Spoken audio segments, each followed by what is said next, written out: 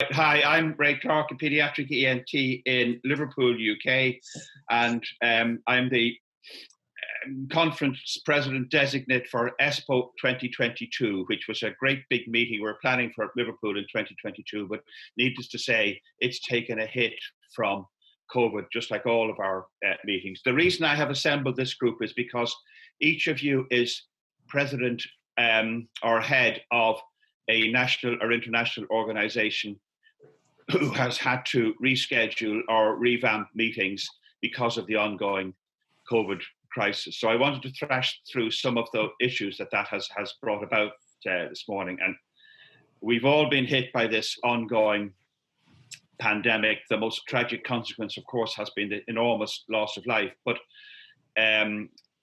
one of the many other consequences has been the effect on conferences, gathering, postgraduate education. So I just wanted to get a feel from you as to how you were coping with that, maybe some lessons that you've learned, and hopefully I can get us all in.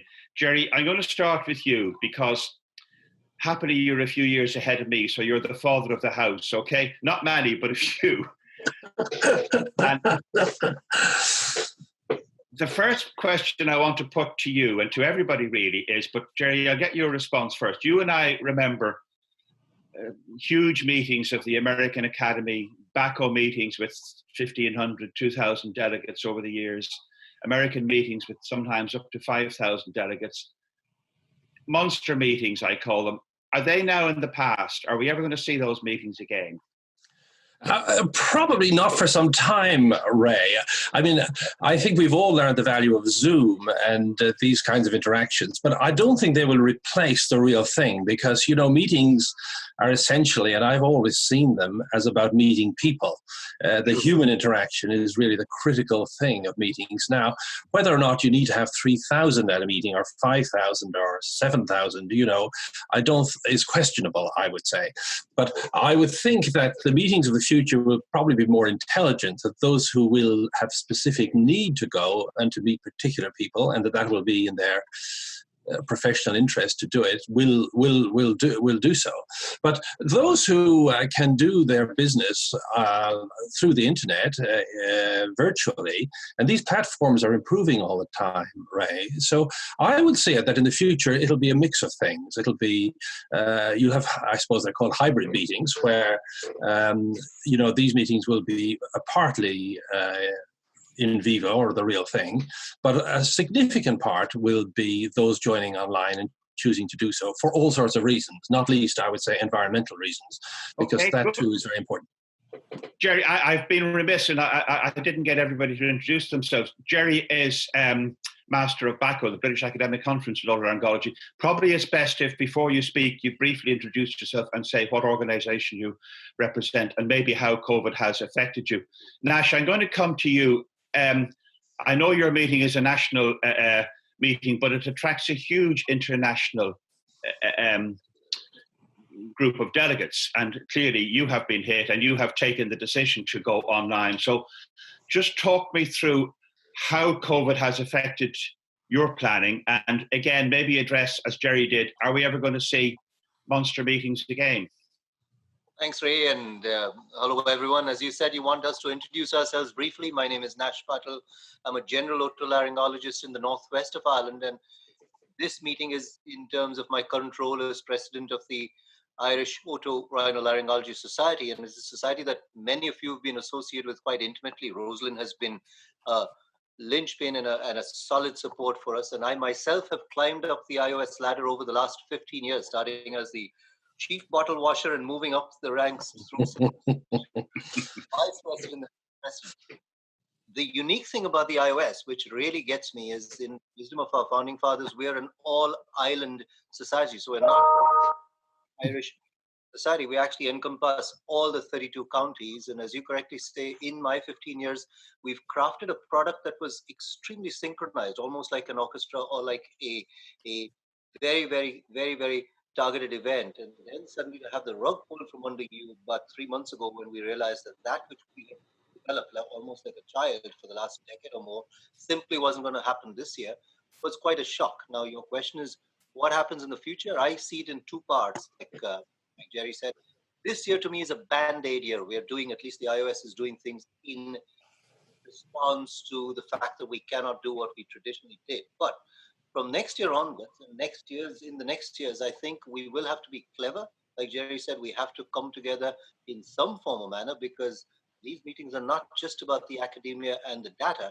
They're also about human interaction. And especially, in my view, this North-South collaboration is unique and cannot be let go. We're, I think, one of only 4 surgical societies in Ireland that have this agreement across the border, so to speak. So I would be very keen, and I think we're blessed in Ireland with we're light on our feet technology-wise, so I think we would have a hybrid variety of what we did. We will have people coming to a venue, maybe having them at different levels. I'm aware also of 2 or 3 other factors. The trade, they need to have a win out of this as well. There's no point in asking people to sponsor or support or stay with us if they find that they're going to do things online. Well, they might as well not have participated. So I would envisage a series of meetings within the umbrella iOS going forwards. We'll have to be clever about the use of space and the way we transmit people from one hub, so to speak, to another. So, I mean, I'm very optimistic about the future. I think that we will overcome this in different ways. So an upbeat note from Nash, which is very good. Claire, I'm going to come to you because I know that meetings, conferences, gatherings are a huge part of the audiology community, and indeed you've had multiple extremely large meetings. You had one in Liverpool recently, I think, in the pre-COVID days. How has this impacted the audiology community? And I suppose more important, how is it going to play out? So I'm Claire Benton, I'm head of audiology at Nottingham, but I'm also the board director for the British Academy of Audiology that looks after conference. So we took the decision fairly early on to cancel our conference this year and postpone it. Not because of the difficulties with the sponsorship. A lot of the companies that we basically rely on to sponsor our conference were not going to be able to do it. But also we felt that by November, when our conference was due to be, most people would be in their recovery phase and therefore won't be able to come out. They'll be working, they'll be needed to do all the patients that have been waiting, so wouldn't get the study leave. So we also took the decision not to do a virtual conference because I think a lot of people have been online throughout all of lockdown and their attention span for this is shortening somewhat. Okay. So to sit for a full day virtually is nigh on impossible, both time-wise, but also attention-wise, especially if I think most people find if you're sat in your own office or your own home, it's really easy to be distracted compared to when you're sat in a conference centre surrounded by other people listening and joining in. So the actual what you gain from it is quite limited. So we took the decision to go into short webinars kind of fortnightly to do that instead. So to try and do short and snappy so you can just do an hour's out of your day for the same content. And then in what would have been our conference week, we'll just do one every single day. So hopefully in the future, it means we have a look at how we deliver such conferences. I think conferences have got a bit stuck into you get big names in to hopefully draw your delegates in, and you're missing out on a lot of information other less known people could deliver at your conference. I think we need to be well, that's probably a good point to bring Shahed in, because Shahed, you have in a way been ahead of the game. You have pioneered web-based learning, learning across international boundaries, and you have harnessed technology well before COVID. So have you got lessons that you could impart to the rest of us as we cope with this new world? No sound, Shahed. Are you on mute? Yeah. Good morning, everybody. My name is Shahed Quraishi, and I represent a teaching multimedia platform which has been providing free training and education in the last 15 years. And we work as ENT Masterclass. Thanks very much for the introduction, Ray. At the moment, as we know, we're dealing with uncharted territory. We got circumstances which none of us could ever believe could ever happen 6 months ago. And with what's happened, ENT Masterclass has taken an approach which is based on three basic realities. One is the demand out there of our colleagues. The second is the modalities that are available with the restrictions related to COVID. Mm-hmm. And third is the mood of the people who will engage with us. Our courses, most of them were face-to-face meetings like the other meetings, slightly smaller scale though. And we were operating in 16 countries across the globe. And suddenly when this hit us, we had to reboot the entire program. And with a bit of risk, we tested the water, so to say, by organizing a 3-day virtual teaching weekend in June. Now, this was aimed at trainees, and we had nearly 30 lectures pre-recorded and broadcast via our YouTube channel. And I must say, to our pleasant surprise, we had 10,000 views. Wow. Over 2 weeks. And this is from all over the world. So the demand is there. The modality has to be created, which we did. And the mood, which was uncertain, was confirmed that people sitting in their homes, people sitting in their offices, they are looking for teaching resources. It is for us to think what we can deliver. Okay. And that really worked well. So working on that, on the 13th of August, which is probably in a week's time, we have moved on to the second phase of our education platform in a slightly different way. Apart from face-to-face lectures, the other method of education or training, so to say, is dissection courses, time spent in theater with masters. Now that has also gone out of the window because of the crisis. Okay. So ENT Masterclass is launching an expanded cyber textbook of surgery on the 13th of August with the kind help of ENT News and Audiology. This cyber textbook consists of 550 pre-recorded surgical procedures from centers of excellence ranging from House Institute in the USA, Cleveland Clinic, the Lion Global Initiative, centers in Europe, UK, Asia. And it is amazing when we've done the test run that colleagues from all over the world at all times of the day, because you see the convenience is you can log in and log out as and when you wish, in whichever time zone you are in. There's no password, and it's a resource which has straight come into the situation that we're in. So Okay. I think we need to create and fit in with the situation we're in. Okay, so it's good to hear that it's not all doom and gloom. Gerry, I'm going to move off the conference scene a little to address, I suppose, a bigger question. I know that one of the things that you have done through your conferencing and your network over the years is you have been a very powerful advocate for improved healthcare globally. Now,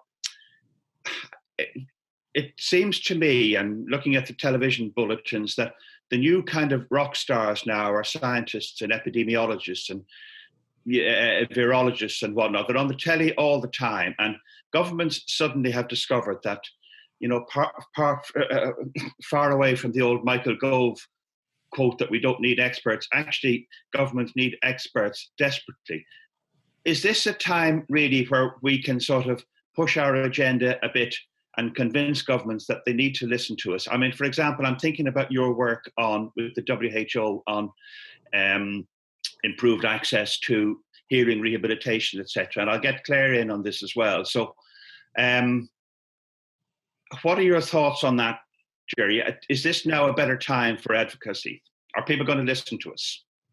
Sorry, thank you, Ray. Yeah, the public health agenda has changed dramatically, and we are with WHO and with the Lancet Commission launching major initiatives on hearing. But of course, the public health priorities right now, we have to face it, have changed. It's the infectious disease. It's, as you say, the virologists and all matters related to COVID are center stage. And really, we have to put our prior agendas a little bit in the background and understand that there are, for now, very important other public health priorities, but we must at the same time make sure that once the situation has eased and once circumstances allow, that we renew with vigor the agendas that we had prior to COVID. And we will certainly be working every bit as hard, with WHO and indeed with the Lancet Commission, which is ongoing on hearing loss. These are two very important commissions that are underway.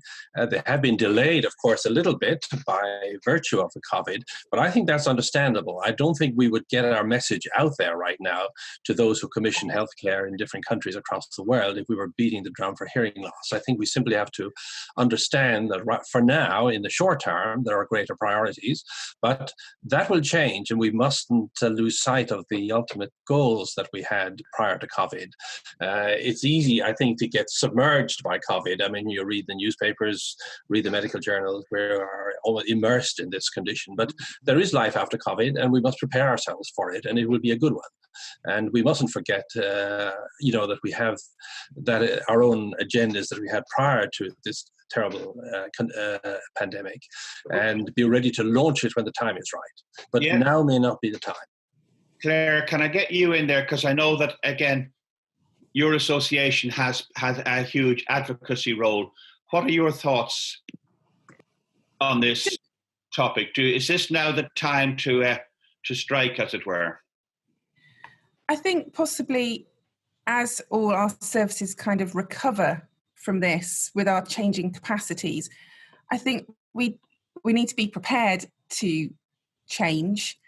Audiology is odd that we're spread out both private sector and in the NHS quite a lot. And for us, the balance has not always been there. So it'd be lovely if we could provide an audiology kind of front face that allows the public to access it in whatever way that they wish, wherever they wish, but to still get the same care. And I think that's going to be tricky because there's a lot of history there between all the different parties and a lot of mistrust to get the balance right. And I think what the COVID situation has done is sped all that up for us and all the possibilities of how we can deliver our service. Things that would have taken forever within the health service to bring about that change suddenly now are a lot more possible. Okay. People are moving forward faster. Nash, I know that I'm no longer involved in the Irish Health Service, but I do read the papers. You have had fairly substantial reorganisation at the government's behest when this came about. Is this a time for reform, or has this been an impetus for reform? Yeah, well, one of the things that personally impressed me was when this pandemic hit us, all of the old schisms, the old silos, the old camps, all disappeared because suddenly we were faced with this potential new enemy. I think, yes, the HSC is in a period of reform. I think there is an appetite to do things differently, do things better in consonance with healthcare across at least the Western world, if not globally. I want to hark to the point that Gerry made about the global aspects and wearing my Indian cap. We were in communication with the Indian ambassador only about 2-3 weeks ago. He was with us here, and we've set up links, or are in the process of setting up links with the Ministry of Health in New Delhi, because as you know, the surge in India is far different from that in Europe now. It seems to be an epicenter of sorts. So, and those are not ENT initiatives, those are healthcare initiatives. So we're suddenly redefining, reimagining ourselves as clinicians more than as particular areas of expertise. Within the HSC, yes, I think we got a lot of things right. I think as a society, we are fairly compliant. There is much more to do, and a lot of this script is yet unknown. I think we'll have to bend to the will of the public health experts and see what comes ahead of us. Okay. Shahed, let me just shift that a little. Is this going to democratize medicine? I know that, for example, your teaching endeavors have been very wide-reaching, and you have been able to introduce education to medical communities that might not have access, for example, to the expensive journals, etc. COVID, I think, has focused our attention on that.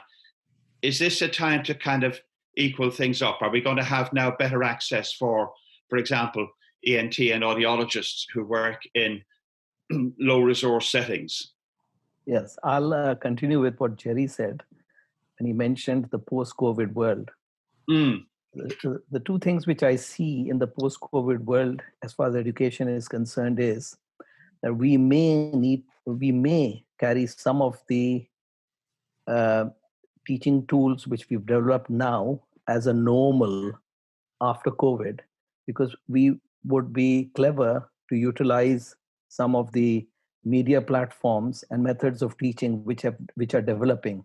So there will be room for courses where people won't have to come. So that's one thing. Okay. Second thing, as you mentioned, the resources for the less developed world and for colleagues who may not have access. COVID has shown that with the electronic resources, the pond has become an ocean. There are no boundaries. You could sit in a small town in Ireland and teach the world. That's how I see it. Okay. Claire, have you any thoughts on that democratization, if you like, of medical education? I think it's a big opportunity for us all to get. We always found from our conferences, feedback from our members, that for some people, they just could never make it there. Okay. And yet we've run a whole series of heads of service webinars, particularly early on in the lockdown, and got huge numbers for those. So with the support that people were looking out for that they couldn't get locally from their audiology community, this kind of forum gave them that. So it really has supported a lot of other people that wouldn't normally either have the time or the funds to come out to meetings. So yeah, I think it's really kind of leveled things out for a lot of people. It's been really useful. Rosaleen, we haven't had you. I'm just going to get you in on one aspect of all of this. Conferences over the years have had a productive liaison with industry. From a point of view of sponsorship, it's been an opportunity for companies to, if you like, display their wares. And I think that's worked very well. And clearly that is not happening now. How do you think, given your links to industry, Rosaleen, how are we as a medical community, how are we going to keep those links up? And how are we going to make sure that we still have productive liaisons with industry? For example, in the audiology community, I know that's a big feature of meetings and conferences. In a post-COVID world, I'm glad you talk about a post-COVID world. I think it may be a peri-COVID world, Shahed, but there you go. Anyway, Rosaleen, do you want to just comment on that, on the industry aspect? Yes. A lot of it is unknown at this point, Ray, but I think, like Shahed said there, where there's a will, there's a way. And, you know, that I like that quote about the pond becoming the ocean. I think people are finding novel ways of making connections. One strange aspect for us is that we've been busier than ever because companies are using our channels now that they can't meet face-to-face as much. I like what you say, Claire, about the democratization as well, feeding into what Shahed says. I think that there will be opportunities for this. And I think, like you say, Gerry, there will be blended meetings in the future and people will take the best aspects of what are available to find new ways of communicating with each other. So I think I am positive for the future, but what I would say is I wouldn't rule out face-to-face meetings because I think after a certain amount of time, human beings miss each other and they look forward to seeing each other again. And I think I was disappointed. I knew that BACO was maybe going to go virtual, but that was the one that I had been looking forward to as well. And of course, the iOS is known as the Downton Abbey. It's the hidden gem of a meeting, as people say, with lovely crackling fires and country locations. But going forward, maybe meetings will incorporate the best of what technology has brought to this, and we will see new, more sophisticated blended meetings. Nash, can I come back to you? Because Rosaleen mentioned the iOS, and I've had many happy experiences at the iOS meeting over the years. A big part of your meeting is a focus on giving an opportunity for our junior colleagues, trainees, to present, etc. And I know now from my own trainees, they're kind of starved of those opportunities. How are we going to keep them engaged? And have you got strategies to keep them going? As a lot of contributors have said, there are two aspects to the trainees. One is their academic content, so they come up on stage and they face the cold face of not knowing where the question will come from, what the question will be, and having to account for themselves in a full audience. There's also the subtle aspect, like happened in the last iOS, where a young trainee took me aside and said that they were interested in a job in my neck of the woods. Now, these subtle things, this human interaction, as Rosaleen said, that is important. So I do sense that we will have a component where we have face-to-face interactions. I would find it rather disappointing if we weren't able to overcome this current situation, point that humans cannot meet up with humans, albeit maybe in an altered fashion.